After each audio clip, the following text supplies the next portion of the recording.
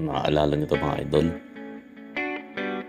Yung payat na yan. So, ito, papakita ko sa inyo yung mga kalaban niya. Ano. So, yan. Kung Saba City Gist to. So, sana ma-enjoy nyo.